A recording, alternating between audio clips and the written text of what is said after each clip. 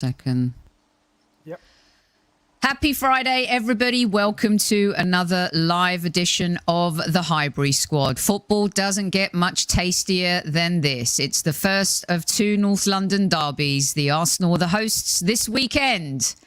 And we have a very special guest to talk about it all today. We take you inside the dressing room for a unique North London derby preview.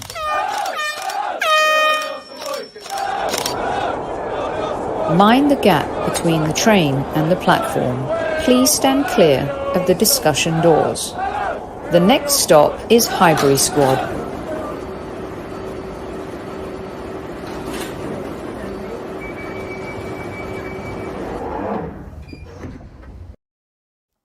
Good evening, everyone. Good morning, good afternoon, no matter where in the world you may be. It's the first of a double bill today leading up to the North London derby. For those of you listening on replay, and many of you will, ahead of the big game, welcome to the show as well. And of course, welcome back, my podcast brother from another mother, Mr. Super Kevin Campbell. Bop. How are you, Soph? How are you? I am epic, thank you very much. We have a very special guest in the house, Kev, for a unique take on the North London derby. I can't wait for this one. Welcome to the show, former defender for Tottenham Hotspur, bit of a legend, UEFA Cup winner, Mr. Gary Stevens. Welcome. Hi, Sophie. Hello, Kevin. Thank you very much for the invite. I think I'm looking forward to this. Hi, Gary. Good to see you and great to have you on. Yeah, thank you. As I say, yeah, I am honestly, sorry, Sophie, I am honestly looking forward to this. But if you two do start to beat me up, I've just seen that there is a button down here I can press and I can exit. So don't bash me up too much. No, you'll be all right. The eject button. Hit the eject button. Look, you know, for us, we have a show called Inside the Dressing Room, and we have players on, and Kev and the player takes us kind of behind the scenes. And the North London derby is such a special game. You know, it can ruin your weekend. It can ruin your marriage for a night. It can ruin a lot of things. But before we get there, I just wanted to get a quick take, Kev, from Gary, because I love putting these old pictures up as well, by the way, the old Panini stickers. The Hummel kit, that Hummel kit as well, yeah. Yeah, back in the day. Gary, can you take us from... Why did you choose to join Tottenham? I want to go from like Brighton. You were a real hero at Brighton, of course. And then, you know, Tottenham came calling, and there's no doubt in the 80s, Tottenham were a super exciting team, a team with really good history as well. What engineered that move, and why did you pick the blue side of North London, or the lily white side, I should say? Yeah, well, I'd had 4 years playing in the first team at Brighton and Hove Albion, you know, the 4 years that we'd spent in the top flight back then. And at the end of my fourth season in the team got relegated, but we also got to the FA Cup final, and we ultimately lost in a replay to Manchester United. And there was a lot of speculation about, you know, the future of this young Gary Stevens. Seems to be quite a decent player. I wonder whether he'll be moving on. And I'll be honest, I was expecting to stay at Brighton Football Club. You know, I was one of the players who'd got us relegated, and I felt I should stay there. I still had a couple of years left on my contract, and it was my job to see if we could get Brighton back up. As it happened, it took them 34 years before they could get back into the top flight. I'd been home to Bury St Edmunds in Suffolk to visit my mum and dad, and I was at home, and the phone rang there, and my mum handed the phone over to me and said that it was Jimmy Melia, the then Brighton manager, who had taken us to the FA Cup final in '83, and he wanted to speak to me. I spoke to Jimmy. He said, "Listen, Gary, we've agreed to sell you to Tottenham. The deal's done. Do you want to go?" And I said, "Well, this is a little bit strange, really." And it when, you know, I'm the piece of meat, and I'm the last one to find out. I was disappointed with Brighton, I'll be honest with you, because I think they should have consulted me.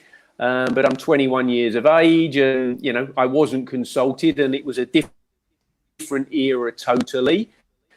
So first and foremost, I was pissed that Brian wanted to sell me. I didn't think right. You know, I'm dead over the next day. I spoke to Jimmy and said, well, clearly don't be really do one. So, you know, let me go and have a chat with them. And that's what happened. I drove down to White Hart Lane and spent a day there. And, you know, impressive stadium that it was at the time, and the facilities and the players. And, you know, the late, great Bill Nicholson drove me out to see the training ground at Cheshunt. You know, when I was at Brighton, we used to train in Hove Park. You know, we trained in a public park. And now I'm going to a club potentially that has its own training ground. It was like chalk and cheese, to be honest with you. So, yeah, and I spent a day talking football. And this is how football has changed. At the end of that day, as I was about to leave the office and drive back up to my parents to chat with them about it, they said to me, do you want to know how much we're offering to pay? How long we want you to sign for? We hadn't spoken about money. And that's how kind of it was done back there in 1983. It wasn't about money. It wasn't about agents. But, you know, Tottenham convinced me that I'm playing in a good team, and there were some great players there at the time. You know, the late, great Ray Clements was in goal, and Steve Perham was the captain of the team. You know, players like Gary Mabbutt, Ozzy Ardiles, Glenn Hoddle, Archibald and Crooks up front, Chrissy Hughes. You know, the place was littered with, you know, top international footballers. So, you know, it wasn't difficult for me. Hopefully, Sophie, that gives you the answer. That was a great answer. And Kev, I mean, I know, you know, we love the Arsenal, but that was some team, wasn't it? That was a tough team. They were that side that Gary was in was a real good side. They were better than Arsenal at the time, Sophie. I've got to say, yes, they were. They were better than Arsenal at the time, and it put a lot of pressure on Arsenal to get results, because that team, you know, you just mentioned. Look at the front boys. That team could score goals for fun. You know, Crooks and Archibald were awesome for them, I've got to say so. Really good side, and that gave us kittens at Arsenal. It really did. And so what I'd love to get from you both is, you know, as fans, this is it. You circle 2 dates on the calendar, and then if you meet in the cup, which we'll get to eventually, unfortunately and fortunately for who, depending on who you support on which day, that's it. You can't afford to lose these 2 games. You know, you'd rather take a draw than a loss. You know, we've been through ups and downs. Both teams have dominated at times. You know, the Pochettino era saw us lose our way a little bit in the North London derby too, but form goes out the window here. So, Gary, I'd love for you to talk me through your very first North London derby. Who was it against? What were you feeling? Who was there in the dressing room to put your arm around you and say, okay, this is a totally different game?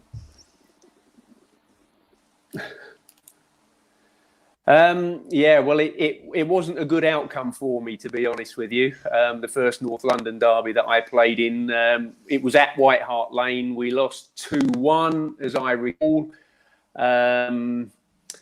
Who scored? I think Tony Woodcock scored for Arsenal, and I'm just trying to think. Charlie Nicholas, I think, was the other goal scorer. Anyway, we lost 2-1, but I lead up to the game. I was abundantly aware that this was a bigger game than I had previously played in, as far as the hype and the build-up and the rivalry, and because of the 2 sides being so close in North London. And I remember a very good mate of mine, big Spurs fan, you know, leading up to it, he was a really big game up. And I tried to just calm it down a little bit and made the big mistake of saying, well, you know, I've played in derbies before. I've played for Brighton against Southampton. That's a South Coast derby. I've played for Brighton against Crystal Palace. You know, that's the M23 derby. And he just went mad at me, to be honest with you. He said, I'm telling you, this is bigger than you've ever played in. I didn't generally enjoy the North London derbies. I'll be honest with you. Generally too fast, too frenetic, too aggressive. It was just, you know, 100 mile an hour, it seemed to me. No space, no time on the pitch whatsoever. Did we? Oh, okay. Gary's still. There's a bit of a delay, you guys. Gary is somewhere exotic in the world. Gary's in a sunny, warm place. So, yeah, I mean, Kev, it's so true, isn't it? What Gary's saying is that nothing can prepare you, or people can say, or other players can say, oh, well, you've played in derbies, but there's just certain derbies that are bigger than others. And even for you, your first derby that you played in, and you've scored against Tottenham as well. It's just magical stuff, isn't it? Yeah, it is. And like I've said, it's, Gary mentions about his friend who's a big Spurs fan, and Gary's trying to dumb it down. I've played in derbies. No. You've played in nothing like this. This really is. The thing is, it's not just a rivalry. the fans work together. There's so many. Everybody's intertwined in London that, you always want to get one on your rivals. That short distance between the two grounds, the fact that Arsenal weren't from North London originally, they were from South London and they came across, and there's all of that in the mix. Some players fear it, some players thrive, and you definitely go into the game thinking, this is a game we don't lose. Mm-hmm. We don't lose this game. We win it, but if we can't win, we don't lose. But you know what? Sometimes because of how frenetic the game is, bad things happen. People get sent off, rash challenges, because people are so pumped up to get that result, and crazy things happen on the day. Yeah, Gary, what was it like in the Tottenham dressing room for you? Kev played in a team that had a lot of bravado, and they liked their music loud, a few South London boys. What was it like in the Tottenham dressing room? What kind of characters were these really, really great players that you played alongside? And ahead of the North London derby, what used to go on behind the scenes at Spurs? Well, I think the different characters were probably what stood out. We had a winner and a great goalkeeper in Ray Clements, and he never ever wanted to come second in anything that he did. So we had Ray Clements, of course, and that was one type of character. We had Paul Miller, who had come through the ranks, as it were, as a young player at Spurs, and was Spurs through and through, and of course hated the Arsenal intently. And he wanted to fight the workhorse. And then we had maybe the South American flair of Ozzy Ardiles, who it didn't matter, how aggressive, how frantic it was. He still wanted to get on the ball. You had to give him the ball, even if he was tightly marked. So yeah, lots of different characters. And that's what you needed the blend right. We didn't have music playing in our changing room, to be honest with you. That was definitely the case. What were our thoughts on Arsenal? I think some upstarts, here they come. I think you would tend to hear their music playing a little. Blooming Wimbledon used to play theirs over there. Yeah. But there's just huge rivalry between the two sides, and Kevin's right with the people having to go to work on the Monday morning or the Thursday morning after a Wednesday night game, for example, and they had to look their mates in the eye who maybe supported the other team, and it was just so important to get the win and get the points. And there's a famous picture, or maybe I should say infamous picture, and I don't know if you've seen it, and it's tackled by Graham Roberts of Spurs on Charlie Nicholas at Highbury, and it's pretty much on the halfway line, and Graham Roberts goes through Charlie Nicholas. Charlie Nicholas is through the ad most in the crowd, and the most surprised person, the Arsenal physio, 3, who's thinking, got some work to do here to play Nicholas back together. I wasn't an over-aggressive player, in all honesty, so I think that's why I found those games hard at times. But there was one occasion at Highbury where suddenly I found myself almost as the last defender, almost on the halfway line in a 50-50 challenge. And I tackled in a way that I don't think I had ever tackled before, because it was a 2-footed jump. It was totally illegal, but I knew that I had to win the ball. You know, if I didn't win the ball, I had to make sure that the play didn't come past me. Yeah. That was and after the game, I remember we had a young player coming up through the ranks at the time called John Moncur, who ultimately played for Spurs but went on and did really well at West Ham. And John Moncur basically said to me, and this is a young Spurs lad, he basically said, that was the right tackle for the right team at the right time. Picture. Yeah. Well, actually, you can't be Charlie Nicholas. You know, he's way back and there. I think, Kevin, is that Fred Street? Yeah, it is. It is Fred Street. It is. It's ridiculous, isn't it? But you know what, Gary? Those were the days. That's real football, Gary. And I know it's a lot more physical back then. I'm almost speechless. Just look at that. You know, you can't even see Charlie's head, can you? You know, you can't. He's way back in there, and look at Roberts and Robert's face, and you know Charlie's like way back there. His legs are up in the air. I mean, it's crazy. The crowds, the look on their face. Thanks for reminding me of this one, Gary. Such a brilliant image. Go on, Kev. But you know, for me that sums up the North London derby, because whether you win, whether you lose, whether you draw, both sets of fans are at it. Both sets of players are at it. Win or lose, we spoke about this last night, Sophie. You win or you lose, and you shake their hand, either begrudgingly or you're happy, and you move on, because we're going to see you again. You know, the key is to try and get one up on your opponent or the rival in the season. So if you win 2 or you draw 1 and you win 1, we've won the battle. Yeah, it's amazing. So you know, as a fan, and I'd like you to talk me through, because Gary, since you've left the club, I mean, you're still. Would you say?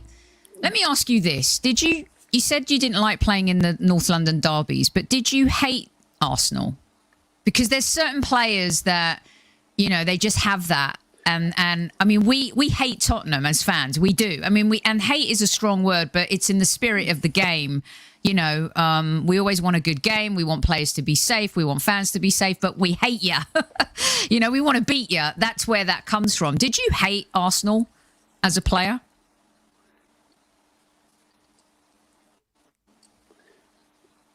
Me personally, absolutely not. No, I don't. And I think that's why I struggled to play in those games, to be honest with you, because there was so much hatred, and that wasn't necessarily in my nature, to be honest with you. And I understand, you know, there's a difference between a fan of a club and a player of a club. So, you know, a fan of a club, with them thick and thin. As a player, you know, you do move on. You know, Kevin played for Arsenal, but he moved on and played for other clubs. You know, I played at Brighton and I come to Tottenham, and after that I moved well. So I think it's different when you're a player. You know, my father was born in West London, so he followed a certain West London kid. That was the team that I followed, because my dad supported that club. Notice I carefully haven't named who that team is, and I'm not going to either. But when football became my business, and I'm now playing against a team that, as a kid, I support.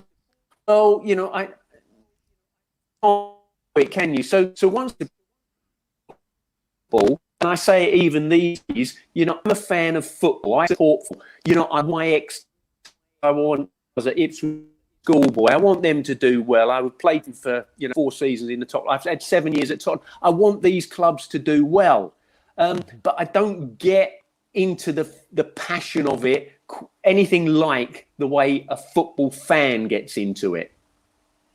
Yeah, interesting. Yeah, I don't think to just back up what Gary's saying, Soph. The fact I was an Arsenal fan before I joined the club kind of puts an extra hook in.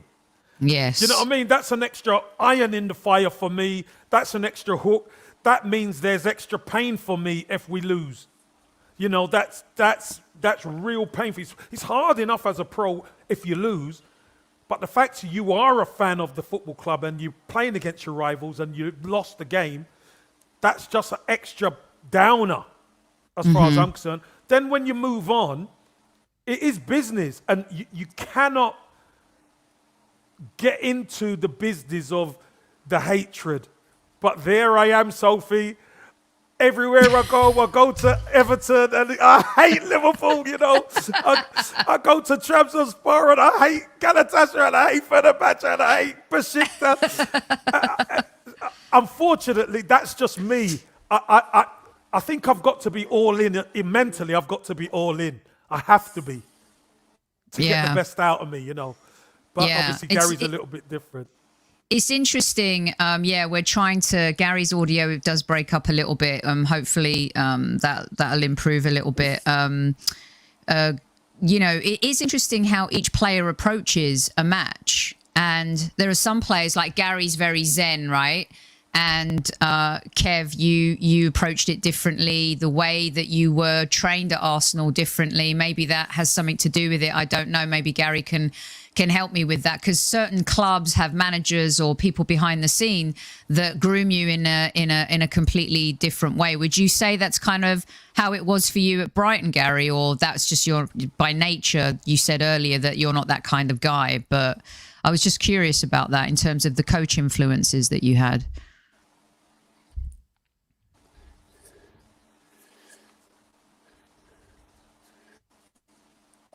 I think that the biggest influence on anyone is their nature.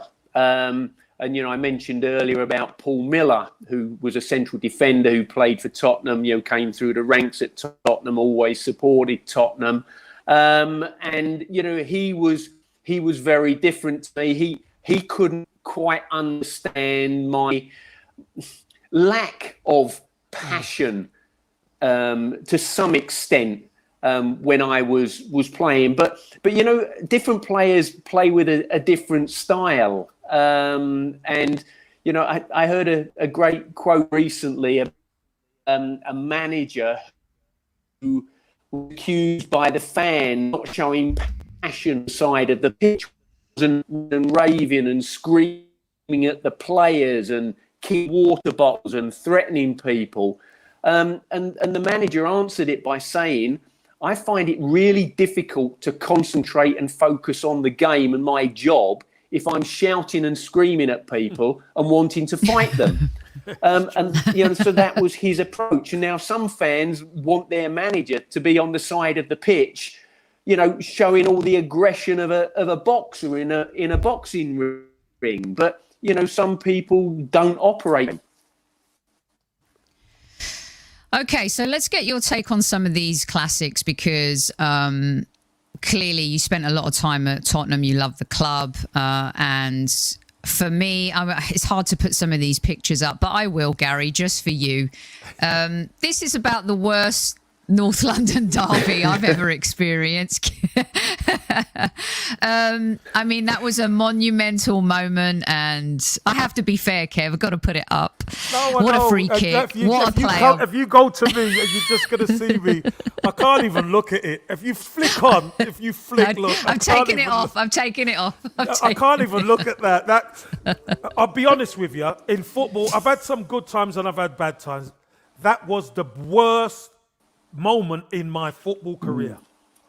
I've been relegated before. That was the worst moment in my football career, bar none. that game. As a fan, it was pretty dark, and the room want to give me a yellow card for that one. So you know what? I might just do it because it is. I'm going to give myself a yellow card there, Gary, for showing that picture. But as a Tottenham man, tell us about that moment and what that moment kind of meant for anyone involved with the club, whether they were still playing or not.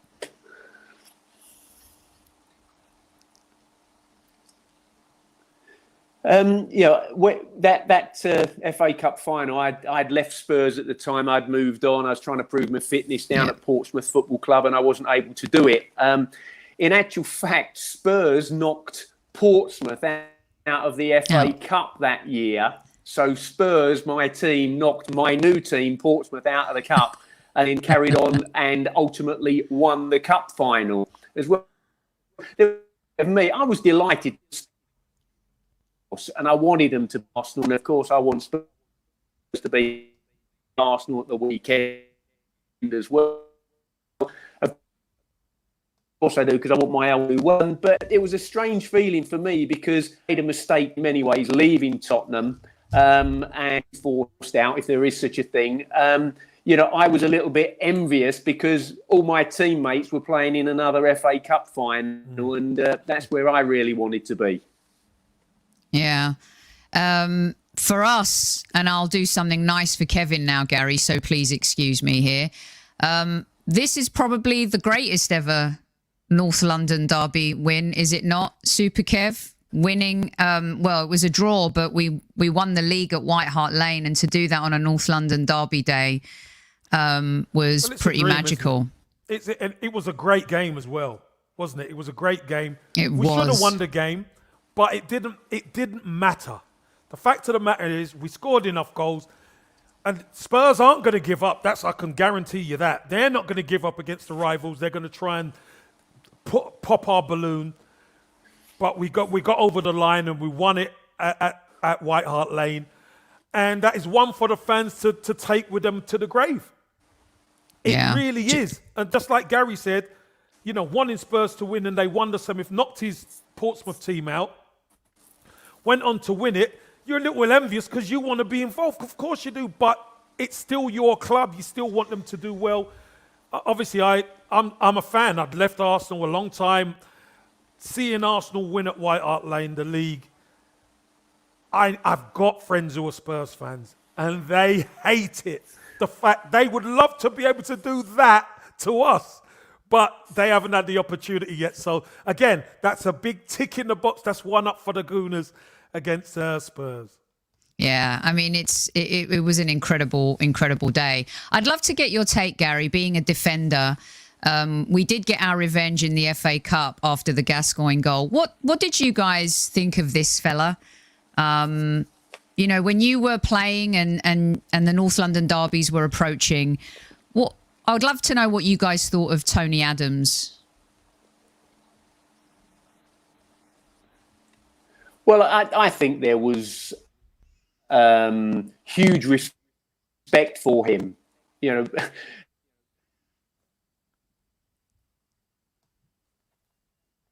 think we've lost Gary. Yeah.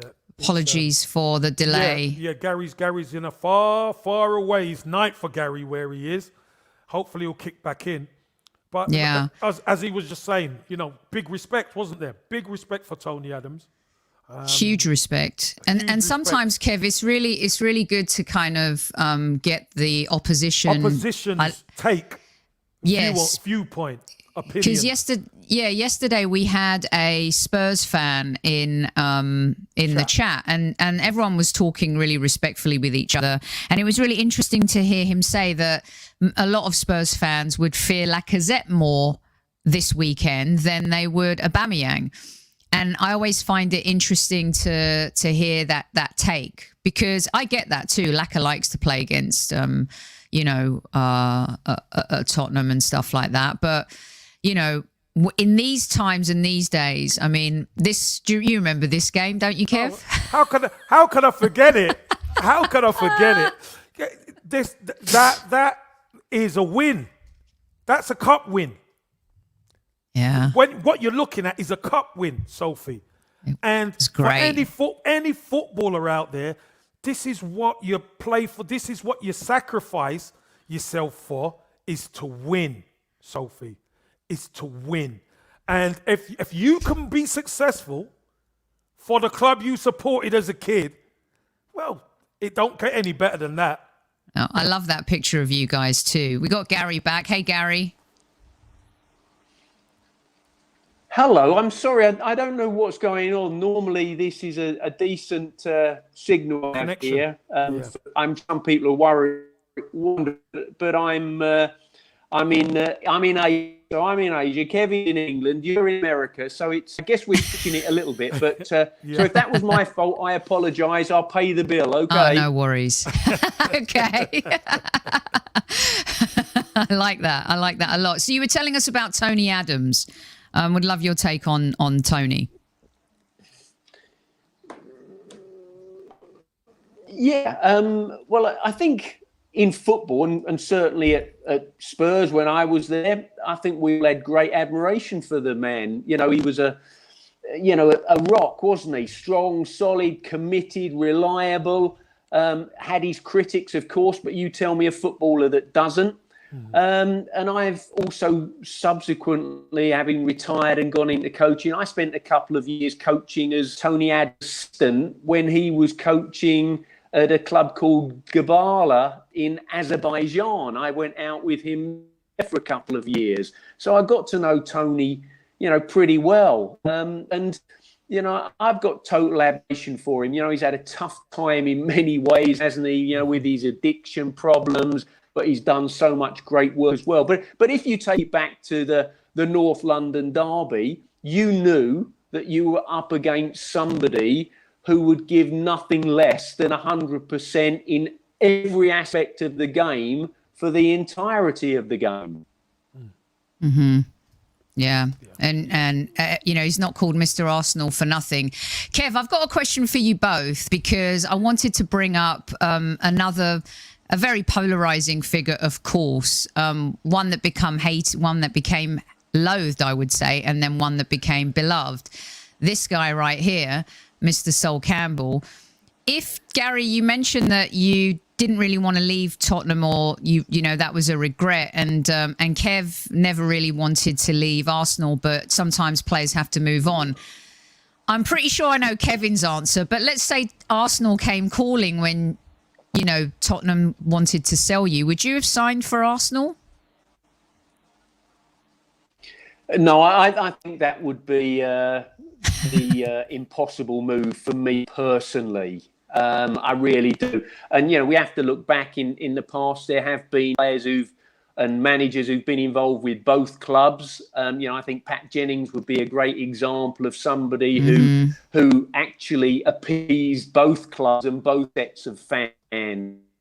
And at the other extreme of that, I guess you have the Sol Campbell situation. And I think that Sol used the situation for his best advantage, for his maximum gain.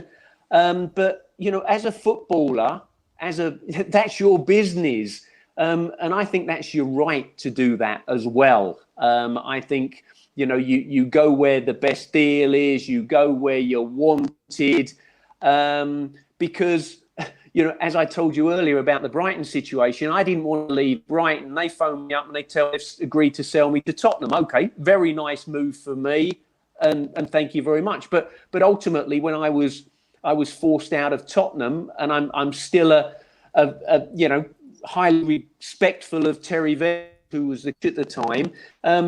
Terry Venables called me in before training on one occasion and said to me, "I'm not really going to use you at Spurs much going forward. My mate down at Portsmouth Football Club, the owner of Portsmouth Football Club, thinks that you could do a good job down there. I want you to go down there on loan." And I said, "Well, I don't see that as being an option for me. I really don't." He said, "Well, come and speak to me after training." So I go out, I start training, I'm jogging around with the team, and one of Terry's coaches comes over and says, "Gary," well, he didn't, he called Steve-O because my nickname was Steve-O. "Steve-O, you're not training with the first team today." I said, What, I'm with the reserves?" He said, no. He said, you're with the youth team today. So I went over and trained with the youth team, put it in as I always did, because I was a decent pro and I needed to stay fit regardless of what was happening. And Terry Venables called me into his office and said, so now what do you think about maybe going to Portsmouth on loan? So let me tell you, when a club wants you, they want you and they'll do what they can to get you. When they don't want you, you're gone, you're history. Yeah. There's no sentiment. So why should a player be any different to that with his own career? You have to look after yourself. Kev, you agree with that wholeheartedly, don't you? 100%. And Sol Campbell did. He looked after himself. He looked after number one. And look, I know, I think it's the way it was done, Sophie. I think that's what really rankles a lot of Spurs fans, is the way, because he said, it's going to be all right. The deal will be done or whatever. And in the end, they find out that Sol Campbell moves to the biggest rival. Wow. I mean, it's a dagger through the heart, isn't it? Yeah. On the other hand, being on the other side of the story, as Arsenal, we're rubbing our hands together. Bring him on. Sol Campbell coming to Arsenal. Absolutely fantastic. But when it goes against you, it's real painful. I could never see that. Could you see a situation now, if we were stronger, like a Harry Kane going to Arsenal or a Saka going to Tottenham? I could not see that happening now in the modern game. No, I don't see it. I don't see it. All right, let's talk a little bit about this weekend's game then. Again, taking us, behind those, across those lines and into the dressing room. And, we fans thrive on moments like this, Gary. The 4-2, Unai Emery's Arsenal, Torreira having a cult hero moment. Of course, there's moments like this, Dele Alli, and everyone getting in a scuffle. And then the 4-4 game, which was incredible. Another play that Arsenal fans don't like very much, Jermaine Genius. But, we can't wait. It's like Christmas, it's we can't sleep. So what do you think about this Tottenham team? And, what do you know of stuff going on behind the scenes, in the sense that, Harry Kane is the issue with City? Do you think disrupting the side? They started off so well. He's been back in the team and it doesn't feel like anything's clicking. I think it's fair to say that, when a player wants to leave a club and he's made it publicly known that he wants to leave the club, which is pretty much what happened with Harry Kane, then he doesn't get what he wants. I think we're all the same. If we don't get what we want, we're not particularly happy. That said, give him some time. We can't, don't we? And I think that, Harry, from the moment that it wasn't going to happen, decided he was going to do his very best this season to score a lot of goals for Tottenham and do his very best to win the Golden Boot across the Premier League season. So I don't think it's going to be a problem with Tottenham, and but he's had a little period. If you look at the previous seasons, Kane has tended not to score goals this month of the season anyway. So it's not as if he's that far behind schedule in some ways. But, there is a lot of disruption there at the club. Another thing, when you think about, a couple of their South American players, I didn't think any of the players were going to be going on international duty from Premier League clubs to red zone countries. And suddenly there's two of Spurs' players, though Celso been one, and the other, I don't know, central defender, I've forgotten. Romero, yeah, Oh, Romero. How important he is to me. Thank you. And suddenly, I hope he's not going to be insulted about that. But suddenly, it seems like the club has lost a little bit of a hold on their players as well. So something isn't quite right at Spurs. Having said that, they started great. They won their first 3 games. think maybe slightly fortuitously, but they picked up some points. And since then, they've struggled in the league. They've gone and got, dumped 3-0 and 3-0 since. So I think it's a really difficult time at the club because there is a lot of uncertainty. And Kev, what we were saying as well is that, when it comes to the North London derby, form goes out the window. It's doesn't matter who's up, who's down, who hasn't scored. Anything's possible. And there's no doubt that if Harry Kane's going to find his scoring boots, it will probably be against the Arsenal this weekend. Yeah, he tends to have a great record against us, doesn't he? And I think everybody seeing Harry Kane score in the cup in the week, it looks ominous, doesn't it? Just when the time is right, he starts to find a bit of form, doesn't he? Typical Harry Kane. But one thing we can say, we played him last season. He didn't score, did he? He didn't score at the Emirates last season. I think it was Lamella who scored, didn't he, with that Rabona Well, that Rabona, yeah. Yeah, so Gabriel was there. I thought Gabriel marshaled him pretty well last season at home. Obviously, we've got kind of a new look back five, as it were. And I think a lot of the things I look at now is the first 3 games Spurs were flying high. Now they're not flying high. They've got a new manager. They've got new players. Let's see how they react. I think Arsenal are on the up right now. I know form book goes out the window, but it's going to be interesting to see how Nuno Espirito Santo handles this Spurs team coming to the Emirates. I think that's going to be really important for Spurs. I hope he don't handle it as well as he can. And obviously, I hope Mikel Arteta and the boys do the business. But I think when you're weighing up both sides and you're talking to Gary about Spurs, that's one thing you're going to look at, how they're going to deal with adversity. Because Arsenal, after 3 games, Spurs are top and Arsenal bottom. It's perfect for Spurs fans. That's why we're losing our head on the red side. Exactly. Gary, I wanted to ask you and Kev this. I've spoken to Kev a little bit about it before, but I know, your approach is a little bit different to Kev's, but losing a game is really tough. How did you take losing the North London derby? And did some of your teammates react, much more emotionally than you? Or how did you guys take it in the 80s, that particular 80s team that you played in that was so good? Yeah. Well, I mentioned earlier that, different characters deal with it in different ways. I always tried to stay as level as I could. So, a win in a North London derby, and I've not had the chance to mention this. I did score the winner in a North London derby back in 1986. It was the 29th of 96. We won 1-0. Yeah, I remember. Have you not got the time, Gary? Yeah, have you not got the time, Gary? Good, I've got it in.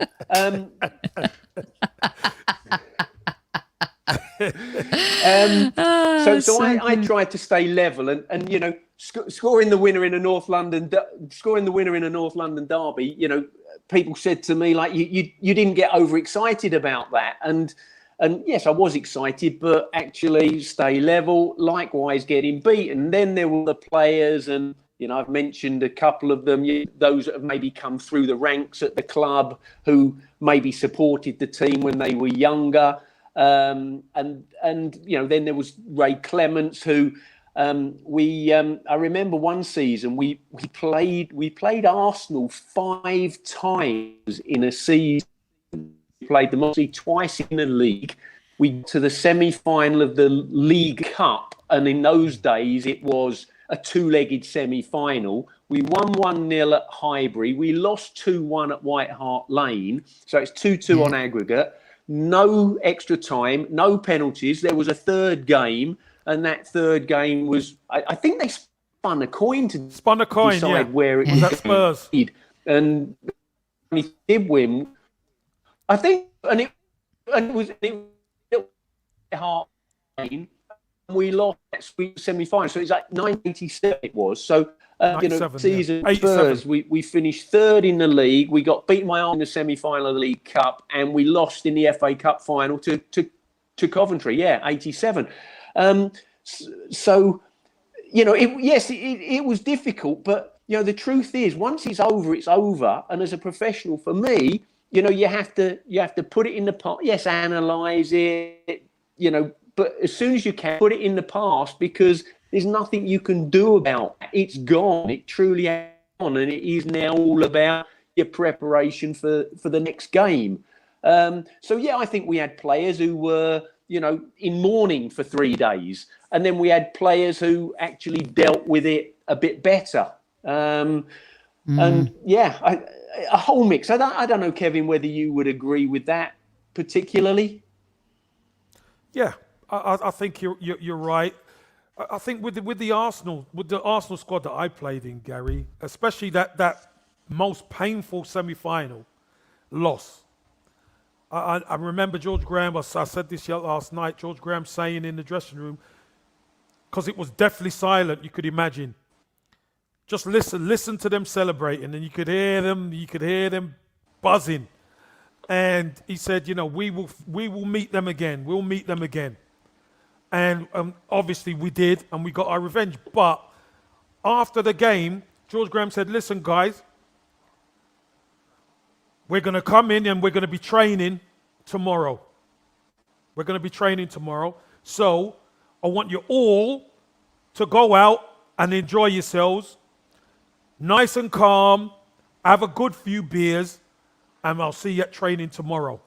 And the fact that we were training the next day just made you take the edge off it a little bit, because we were really down. But Tony Adams said, come on, lads, we're going to meet up, we're going to leave the cars, and we're going to go and have a few beers. And we did, got into training the next day, and the focus was, we've got a title to win. This is... Like you said, Gary, you've got to move on. And it's hard for a fan. You're there. I know people who never went to work for a week. But, seriously, people never went to work for a week. They were that hurt. But, we had to move on, and we ended up winning the league. And 2 years later, we enacted our revenge. But football's a tough game, and it's painful at times. Yeah, exceptional. And you guys, it's like same like when we have a job to do at work, we just do it and get on with it. As fans, we're so emotional. And the North London Derby just brings out all of the emotions. And we'll love some of you, and then we'll just be so angry at some of you. Yes. And then we'll have a little moment where we don't like you, Gary, for scoring the winner against us. And it's just such a fantastic rivalry that for us still means everything. I know that some in the media are saying, Liverpool Man United is, of course, like the biggest game on the calendar in English football. But, Arsenal Tottenham is still, one of the biggest games. And even here in the United States and around the world, it's one of the most watched games and one of the most watched derbies. And I have to put this picture up because someone reminded me about Aaron Ramsey, Rambo himself, how he owned Tottenham and claimed Wembley to be his home as well. So, Gary, why don't you give us your prediction and tell us which is the Arsenal... I know, I'm sorry. There's a bit of a delay.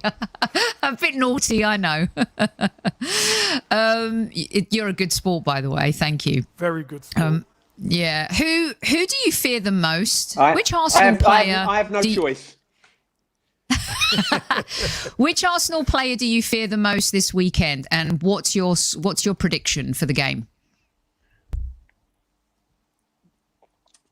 I just feel that the game is too important for both teams to lose. So I fancy it's going to be a draw. And I quite fancy a 1-1 draw.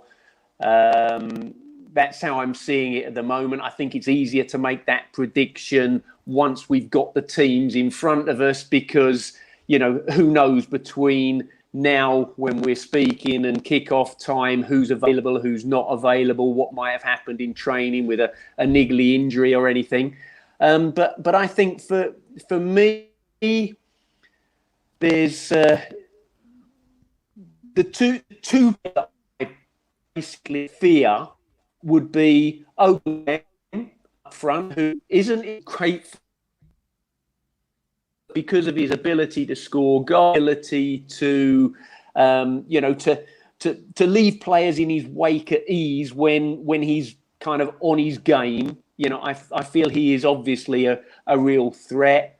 And Saka is the other one for me, because I just think the lad is so talented, so intuitive about the game, and I think he's nerveless as well. And in such a big game as North London Derby, I think you need players who are just comfortable in a pressure cooker type situation. So I would pick those two out personally. Okay, so if you guys didn't hear the first one, Gary said Aubameyang, and despite his lack of form right now, he's the most dangerous. And Kev, there are some folks who don't have Aubameyang in their starting 11 this weekend, which I find a little bit crazy, but I understand it. But he's got to start in this game. Yeah, Aubameyang has to start. He has to start. He's as I said, he's our best goal scorer. And I know his form has been patchy and sketchy, but this is a game where it's a high stakes game, and this is where your big players need to really step up. And I think there might be a little bit of an adjustment where Aubameyang plays, possibly. Yeah. Him moving to the left, possibly. Yes. But let's see how that works out for us, because it's going to be really interesting what team Mikel Arteta chooses.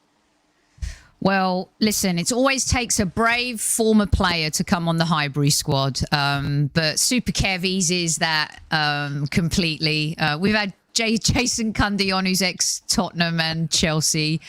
We've had Warren Barton on, ex-Newcastle. We've had all the Arsenal players, a lot of Arsenal players on, of course. And it's always fun when we get to talk a little bit of North London Derby. And Gary, you've been such a gentleman and so awesome. And, let's hope for a great game this weekend, but let's also hope that you lose this weekend. Just saying. Sophie, I fully understand why you have to say that. Listen, let's hope it is a great game. As I've said, I'm a fan of football. I want football to be the winner. And of course, we know who the best football club is. Did his internet just cut off completely there, Kev? I think even so. The internet don't want to hear that. Oh, amazing stuff. Really good stuff from Gary. And look, Kev is going to be back with me in 3 or 4 hours for Kevin Says. This is our first installment on the North London Derby weekend. We'll be back in about 4 hours for Kevin Says. You're not going to want to miss that. What a great way to kick it off, Super Kev, with Gary Stevens, legendary Tottenham defender, UEFA Cup winner. Thank you so much for joining us, and we really appreciate it, Gary. Thank you. Seriously. Cheers, Gary. Thank you. Thank you. Cheers. Cheers, Kev. Lovely. Cheers. All right, yeah. Kev, take us out and we'll be back. Yeah, you know what, Sophie? That was such a good insight, because a lot of the time, even Arsenal players don't know what's going on in the opposition dressing room. Yeah, exactly. We don't know, and different characters and everything. And Gary's always a very good sport. Great to work with him on a lot of the Astro TV stuff. And listen, squaddies, thanks for joining us. I hope you appreciate Sophie working and making sure we could get 2 previews on North London Derby Friday. So, squaddies, we salute you, and we'll see you again at 8. So, at ease.